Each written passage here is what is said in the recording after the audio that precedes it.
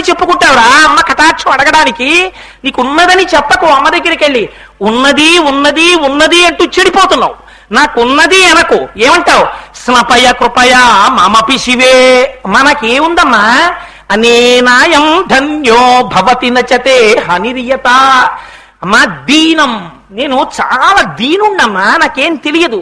నీ కడగంటి చూపు ప్రసరించినా బాగుపడని వాణ్ణి, అంతటి నీచుణ్ణి, అంతగా సంసారము లోపల నిండిపోయిన వాణ్ణి. అందుకని అమ్మా నన్ను ఉద్ధరించమ్మా, నన్ను ఉద్ధరించడం నీ వల్లే అవుతుందమ్మా అంటే శంకరులు తానే లోపల ఒక ప్రశ్న వేసుకున్నారు. మనకి వెంటనే అనుమానం వస్తుంది కదా. మనలోకి శంకరాచార్యుల వారు పరకాయ ప్రవేశం చేసేస్తారు. ఒకవేళ మీరు ఇలా అడిగారనుకోండి అమ్మవారిని, అమ్మవారు చూసి, ఏమో కోటీశ్వరరావు, నీకు నా దృష్టి పడాలని అడుగుతున్నావు కదా, స్నపయ కృపయా మమపి శివే అంటున్నావు కదా, నా కడగంటి చూపు పడినా నువ్వు ఉద్ధరింపబడలేదని చెప్పుకుంటున్నావు కదా, మరి నేను ఎందుకు నీ మీద అంతగా దృష్టిపాతాన్ని వర్షించాలి అని అడుగుతావేమో అమ్మా. నేను దానికి కూడా జవాబు చెప్తున్నాను. అలా పైగా నువ్వు ఇంత పాపినంటున్నావు కదా, నేను ఇంత లోకాన్ని కడగంటి చూపుతో చూసినంత మాత్రం చేత ఉద్ధరింపబడినట్టు ఇంత జగత్తు భావిస్తుంటే నువ్వు ఒక్కడవు దీనుడనంటున్నావు. నేను నీయందు అంత దృష్టిని వర్షిస్తే ఒకవేళ ఇంత పాపిని చూడ్డం చేత నాకేం ఇబ్బంది రాదు కదా అనుకుంటున్నావేమో అమ్మా. అనేనాయం ధన్యో భవతి నచతే హానిరియత. అమ్మా అలా నా వంక నువ్వు చూడడం వల్ల నేను ఇంత పాపిష్టివాణ్ణైనా నీకేమీ ఇబ్బంది ఉండదమ్మా. ఎందుకుండదు? నీ కన్ను చంద్రుడు లాంటిది. అమ్మవారు ఒక కన్ను చంద్రుడు, ఒక కన్ను సూర్యుడు కదా. అందుకని ఆయన అంటారు, వనే వా హర్మ్యే వా సమకర నిపాతో హిమకర. అమ్మా నీ కడగంటి చూపు ఎలా పడాలి నా మీద, ఎంత వర్షించి నన్ను ఎలా తడపాలి. చంద్రుడు తన కిరణములను ప్రసరిస్తాడు. పెద్ద రాచమహల్లో ఉన్నటువంటి చంద్రకాంతలతో నిర్మించబడినటువంటి వేదిక మీద కూడా అదే చంద్రకిరణములను వేస్తాడు. అలాగే ఎక్కడో అరణ్యంలో ఉండిపోయినటువంటి రక్కసి ముళ్ళ దుబ్బుల మీద కూడా అదే చంద్రకిరణాలని ప్రసరిస్తాడు. అలాగే ఎక్కడో కొండలలో, బండలలో, శిలలలో, రాళ్లలో, దుబ్బులలో ఎవ్వరూ అనుభవించినటువంటి చోట రుద్రభూమిలో కూడా చంద్రకిరణాలు సమానంగా పడతాయి.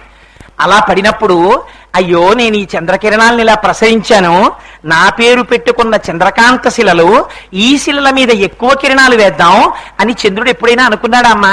చంద్ర సంబంధం అని చంద్రకాంత శిలల మీద ఎక్కువ, లేకపోతే అదిగో ఆ రక్కసిముళ్ల దుబ్బుల మీద తక్కువ, శిలలతో నిర్మింపబడిన ప్రాకారాల మీద కొంచెం తక్కువ, తన కాంతి కిరణములకు నెప్పెడుతుందేమో అని కొంచెం తక్కువ, ఇలా ప్రసరించట్లేదు కదమ్మా. సమానంగా ప్రసరించడం చంద్రుడికి ధర్మం. అలా ప్రసరిస్తే చంద్రకిరణాలకు ఏమైనా హాని వచ్చిందా? ముళ్ల పొద మీద పడ్డాయి కిరణాలు, ఆ ముళ్ళు కిరణాలకు ఏమైనా గుచ్చుకున్నాయా? చంద్రుడి కంటిలో గుచ్చుకున్నాయా? చంద్రుడికి ఏమైనా బాధ పెట్టిందా? ఏమీ బాధ పెట్టలేదు. ఏ బాధ పెట్టకపోయినా నిండు పున్నమి నాడు అరుణాచల గిరి ప్రదక్షిణం చేస్తుంటే రాత్రి ఆ పున్నమి కిరణాలు చంద్రుల్లోంచి అరుణాచలం కొండ మీద పడుతుంటే ఆ పంచశిఖరాల్ని దర్శనం చేస్తుంటే అక్కడ ఉన్నటువంటి దుబ్బులు, మొక్కలు, రాళ్ళు అన్నీ కూడా పంచాక్షరి మహామంత్రం చేస్తూ తమలో తాము రమించిపోతున్నటువంటి మహర్షులలా దర్శనమిస్తుంటే ఎంత అందంగా ఉంటుందో.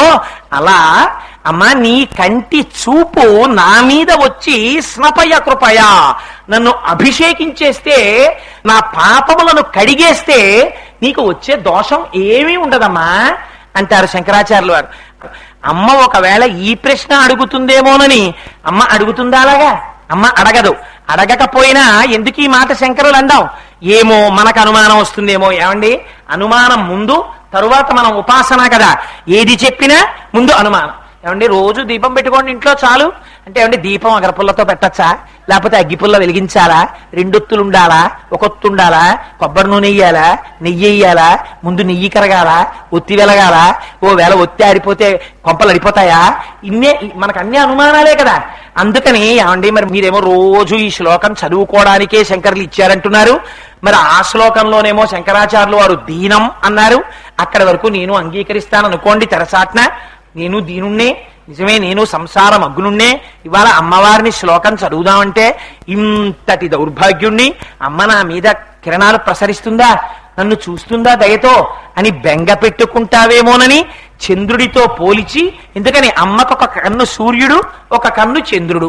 మొన్నటి రోజున చెప్పానే, అమ్మ స్తన్యములు కూడా ఒకటి సూర్యుడు, ఒకటి చంద్రుడు. అమ్మ పోషించకపోతే, అమ్మ దయతో చూడకపోతే ఎవరు చూస్తారండి? ఒక కథ చెప్తారు. ప్రియురాలు, నీ తల్లి గుండె పట్టారా అని అడిగిందిట. అడిగితే నిద్రపోతున్నటువంటి తల్లి గుండె కోసేశాడు వాడు. కోసేసి ప్రియురాలికి ఇద్దామని అమ్మ గుండెకాయ అట్టుకుని పరిగెత్తుకుంటూ వెడుతున్నాడు ప్రియురాల దగ్గరికి.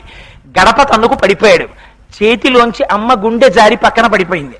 ఆ అమ్మ గుండె లబ్ డబ్ అని కొట్టుకుంటూ, కోసేసి బయటికి తీసేసిన గుండె కింద పడిపోతే, దుర్మార్గుడా కోసేశామని లేదట, నాన్న దెబ్బ తగిలిందా అందిట. ఇదిరా అమ్మ దయ, ఇది దరదలిత నీలోత్పల రుచా. చంద్రశేఖర పరమాచార్యులు వారు ఒకసారి కంచిపీఠంలో తమిళంలో ప్రసంగం చేశారు. ప్రసంగం చేస్తే దాన్ని భవన్స్ వాళ్ళు ఇంగ్లీష్ లోకి ట్రాన్స్లేట్ చేశారు. అందులో ఎక్కడో ఒకసారి ఒక ప్రస్తావన చేస్తూ ఆయన ఈ మాట వాడారు. అందులో శంకరాచార్యులు వారు ఆ శ్లోకంలో వనే వా హర్మ్యే వా సమకర నిపాతో హిమకరహ అండంలో శంకరాచార్యుల వారి దృష్టిలో ఆ శ్లోకమున వలన వచ్చేటటువంటి ఫలము రహస్యముగా దాచారు అన్నారు. ఏమిటిది రహస్యం? చంద్రుడి యొక్క కిరణములు అన్నిటి మీద పడతాయని చెప్పేటప్పుడు వనే వా హర్మ్యే వా, అరణ్యాన్ని సౌధాన్ని రెండింటినే ఎందుకు ఎంచుకున్నారు మేడని? మూకుడు కూడా పంచశతిలో రాసేటప్పుడు ఈ రెండు మాటలే వాడాడు. వనే వా హర్మ్యే వా, ఈ రెండింటినీ మార్చి వనమునకు విపినమన్నాడు, హర్మ్యమునకేదో సౌధం అన్నాడు, అంతే తప్ప ఆ రెండు మాటలే వాడాడు. ఈ రెండు మాటలే వాడడం వెనకాతల ఉండేటటువంటి రహస్యాన్ని పరమాచార్యుల వారు ధ్యానం చేసి ఈ శ్లోకాన్ని ప్రతిరోజు అమ్మవారి పాదాల దగ్గర చెప్పుకుంటే ఒక గొప్ప ఫలితం వస్తుందని ఆవిష్కరించారు. ఏమిటో తెలిసాటంటే, వనే వా హర్మ్యే వా అంటే ఆయన అన్నారు, మనం అడవికి వెళ్ళాం. ఎందుకు వెళ్ళాం? ఎవరైనా ఊళ్ళో ఇల్లు కట్టుకుంటారు కానీ, కోటేశ్వరారు మీకు దండకారణ్యంలో 500 గజాల స్థలం బ్రహ్మాండమైంది ఏర్పాటు చేశామండి, మీకు పాలరాతి మేడ కడతాం, అక్కడ అందులో ఉంటారా అని అడిగారు అనుకోండి, బాబు 150 రూపాయలు ఇచ్చి పూరిపాకలా ఉంటాను కానీ దండకారణ్యంలో నేనెందుకు ఉంటానండి అంటాడు. సుందరకాండలో వాల్మీకి మహర్షి చాలా అందంగా మాట్లాడతారులేండి. అందులో మాట్లాడుతూ ఆయన అంటారు, సంకల్ప వృక్ష ప్రతిమో వసంత ఇవమూర్తిమాన్ అన్నారు, శ్మశాన చైత్య ప్రతిమో భూషితోపి భయంకర అన్నారు. రావణాసురుడు అన్ని ఆహారాలు వేసుకుని అమ్మవారి దగ్గరికి వస్తే చూడ్డానికి ఎలా ఉన్నట్ట? ఇన్ని హారాలు వేసుకున్న శ్మశానంలో కట్టినటువంటి భవంతిలో ఉన్నట్టవాడు. ఎవడుంటాడు అందులోకి వెళ్ళి? వీడి దగ్గరికి వచ్చేవాళ్ళు ఎవరు ఉండరు. ఎందుకని? వాడి దగ్గరికి వెళ్ళాలంటే వాడంత భయంకరమైనటువంటి మనిషి. అలా ఎవరైనా అరణ్యంలో ఉంటారా? వనమునందు ఉండరు. ఎందుకుండరు? వనం అంటే భయం కనుక. అక్కడ మన శరీరమును కబళించేటటువంటివి ఉంటాయనేటటువంటి భయం. శరీరమునందు ప్రీతి చేత అక్కడ క్రూర మృగాలుంటాయి, ఏదో తేళ్లుంటాయి, జర్రీలుంటాయి, పావులుంటాయి. అబ్బో అడవిలో ఎక్కడుంటామండి? అందుకే సాధారణంగా నానుడు ఏమనొస్తుంది, ఆయన ఎక్కడ కట్టాడో తెలుసా అండి ఇల్లు? కాకినాడలో ఉన్నాను అంటారు కానీ అడవిలో కట్టాడు ఇల్లు తీసుకెళ్ళి అంటారు. అడవిలో కట్టాడంటే ఏంటి? పాప ఆయన స్థలాలు కొనుక్కోలేక ఊళ్ళో ఎక్కడో ఊరు చివరి ఎక్కడో లేఅవుట్ చేస్తే అందులో ఒక్కడో ముందు కట్టుకుని హెచ్బిఏ కొంచెం కలిసి వస్తుందని కాస్త రిటైర్ అయిపోయే లోపల ఇన్స్టాల్మెంట్ తక్కువ పడుతుందని అక్కడ కట్టుకున్నాడు ఇల్లు. నేను అడవిలో కట్టాడంటారు. నేను అడవి అంటే ఏమిటి? అడవి భయమునకు సూచన. సంసారుల యొక్క దృష్టిలో. శ్లోకం ఎవరి దృష్టితో రాశారు? సంసార మగ్నుడైన వాడు అమ్మ యొక్క దృష్టిని అపేక్షించడానికి, అమ్మవారి యొక్క దృష్టి తన మీద పడాలని అడగడం ఎలాగో మనకి చేత కాదని మన చేత చెప్పించడానికి మామపి శివే అని వాడి శంకరులు భిక్ష పెడితే ఆ శ్లోకాన్ని, దానికి ఫలం ఏమిటి రావాలి? వనే వా, ఆ భయాన్ని తీస్తారు. ఇప్పటి వరకు ఉన్నటువంటి భయం ఏదుందో ఆ భయమునకంతటికీ కారణం ఏమిటి? శరీరమునందు అపారమైన తాదాత్మ్యత. ఇందాక వారు అన్నారే, ప్రపంచములో రెండున్నాయి అనేటటువంటి అజ్ఞానము. ఈ అజ్ఞానము పోయిందా? హర్మ్యేవా. ఒకసారి అజ్ఞానం పోయిందనుకోండి, పోతే ఏమవుతుంది?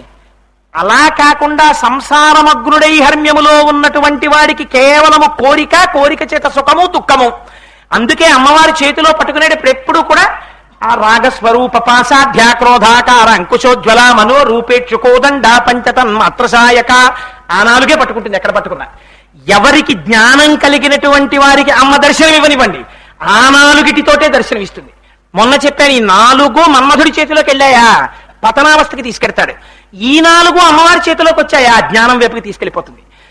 ఎవరికి దర్శనం అనివ్వండి అమ్మవారిని, ఇదే చెప్తారు శ్లోకం.